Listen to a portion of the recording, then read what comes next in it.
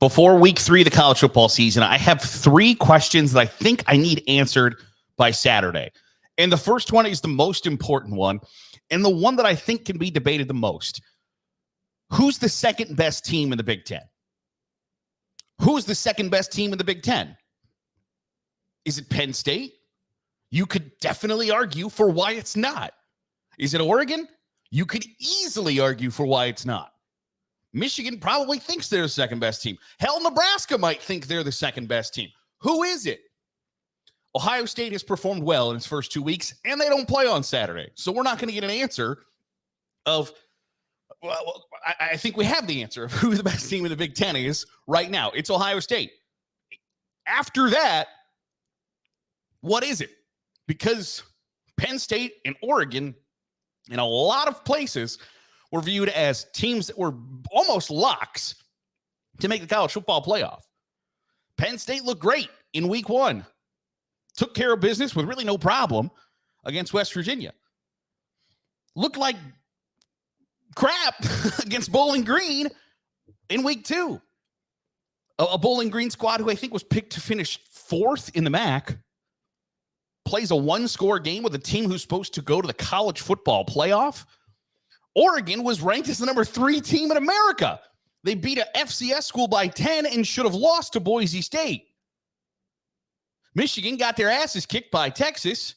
Nebraska kicked the ass of Oklahoma or of Colorado. Who is the second best team in the Big Ten? We don't have that answer, and it's really interesting to me because we felt like there was a hierarchy coming into the season, that there was a clear line of delineation. It was Ohio State, Oregon, and then Penn State, Michigan, USC, and Nebraska are now in that mix that I don't know that they were expected to be in that mix when the season starts and like, okay, USC is going to lose to LSU to start the season. Well, that's not what happened. They got to win. So when you go through and just look at the resumes, and believe me, I understand the irony of looking at resumes 2 weeks into the season, but there are easy arguments both for and against everybody who can say that they're the second best team in the Big Ten. Did Oregon deserve to lose to Boise State? Sure, but they didn't.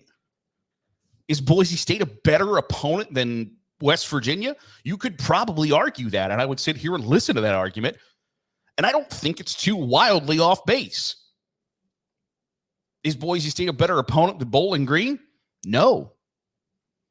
And yet Penn State struggled with the Falcons. Michigan got killed. Nebraska hasn't really been challenged, but is Colorado a more difficult opponent than either Boise State or Bowling Green? Maybe. We can have that discussion if you'd like. But the truth of the matter is, I don't have a definitive answer for you right now. I don't know who I would say, well, that team is surely the second best team in the Big Ten. I think it's Oregon, but Oregon has looked about as interested as playing college football through the first 2 weeks as Selma Hayek has looked at bumping uglies with me. It just isn't really high on the list of priorities for them. And that seems to be an issue because, like, that's the one thing you're supposed to do is be real interested in playing football on Saturday. And they're not. I think that's a problem. So who is going to separate themselves as the second best team? Or is there anybody even out there who's going to challenge Ohio State as the best team in the Big Ten? Because there are pundits, there are people, there are predictors who said Ohio State's not going to get through the college football season undefeated because they play Penn State, because they play Nebraska, because they play Oregon, because they play Michigan. After 2 weeks, which one of those programs looks like they are definitively going to have the opportunity and be in a position to beat Ohio State? None of them. Is that likely to change? I think so. And I understand the irony and the ridiculousness of bitching about teams that are 2-0 because I will bang on the table all day, every day, that a win is a win, is a win, is a win, is a win. It does not matter how you win, just that you win. And yet, there's still an issue there of who's the second best team in the Big Ten. And I don't think we have an answer to that. And I hope that we do after Saturday, or that the performances look a little bit better that make you lead to questioning, because there are good teams as who's the second best team, rather than everybody's kind of underwhelmed at this point. And Nebraska, who maybe thought was the fifth or sixth best team in the Big Ten, might be the second best team in September. I'd like answers to that, and I'd like it to flip around so it wasn't so, man, these guys suck, rather than, man, these guys are pretty good. I wonder who the second best team is. It's one of those glass half full, glass half empty things. Speaking of Nebraska, they trounced Colorado, and Colorado looks like, I don't know what the PC way to say it is.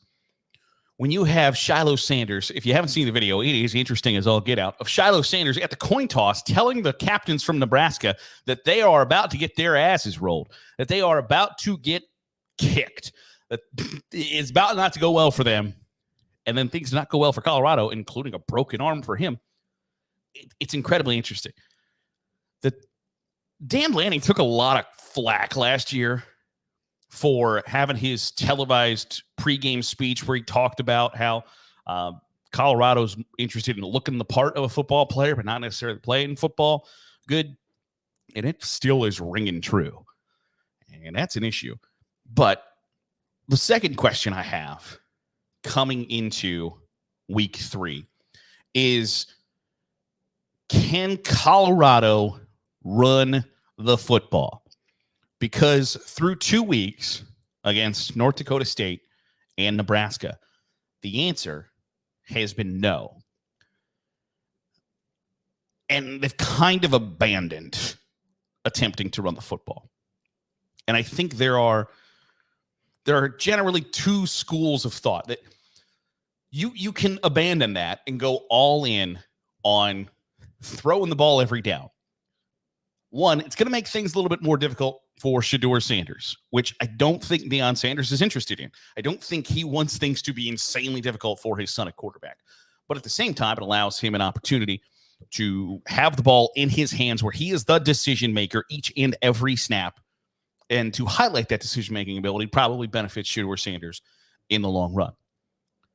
But there are two schools there. There are the coaches who will just flat out admit, like, we can't do this, so we're not going to continue to try to do it. It's just not in the cards for us. We're not a running team. We're not even going to attempt to establish a run.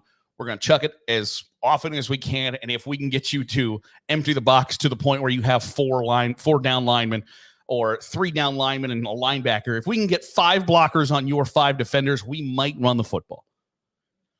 Or you just take the flat-out approach of, I don't care what it takes. We are going to run the ball.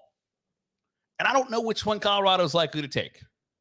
I would think that because they have a former NFL head coach as their offensive coordinator, that Pat Shurmur is just going to say, damn it, guys, we got to run the football. And it's not that they don't have talent at that running back position. They do. They don't have talent at the offensive line position. And it was an issue last year. They didn't do a great job of improving it in 2024, and you see the results. Shiloh Sanders can throw the football. He can also get sacked while holding the football. They have not run the ball at all in 2024.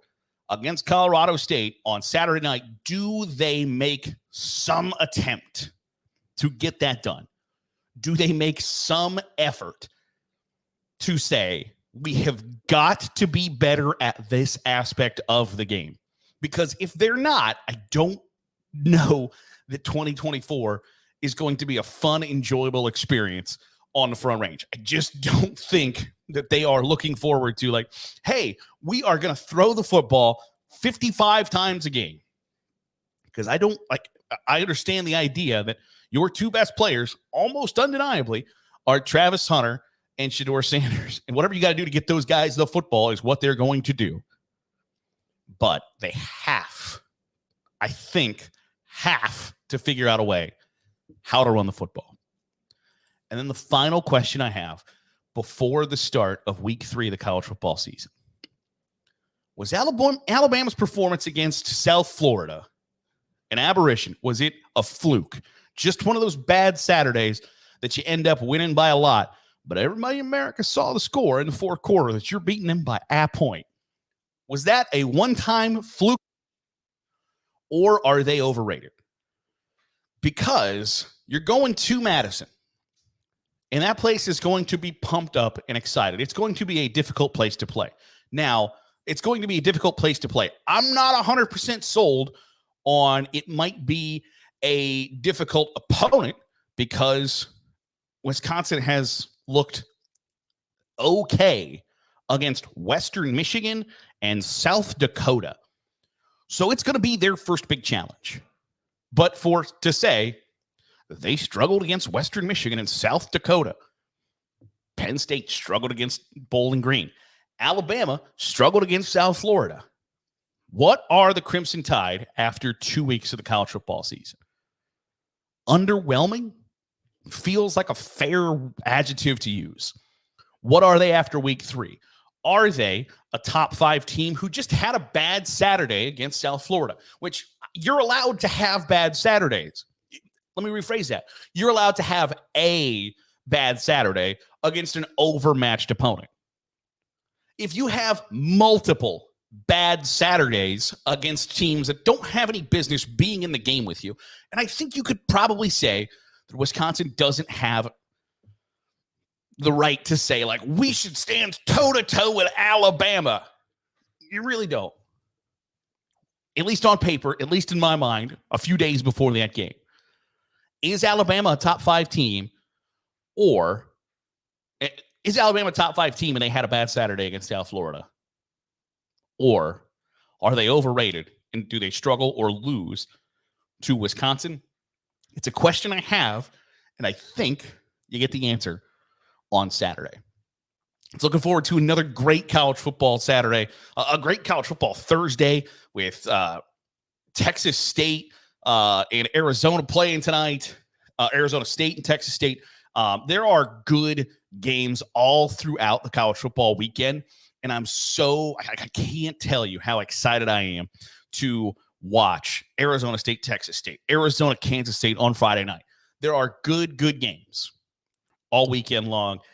And we are back. College football is back. I'm excited. I hope you are too. We'll chat and recap the weekend that was on Sunday on the next episode of the Daily Huddle. Appreciate you making us a part of your day, however it is, wherever it is you're doing so. If you're watching on YouTube, hit the subscribe button. Make sure you get all the great college football content we're pumping out. If you're listening on the podcast feed, drop a 5-star review. It goes a long way in helping out the channel. I'll see you next time on the Daily Huddle.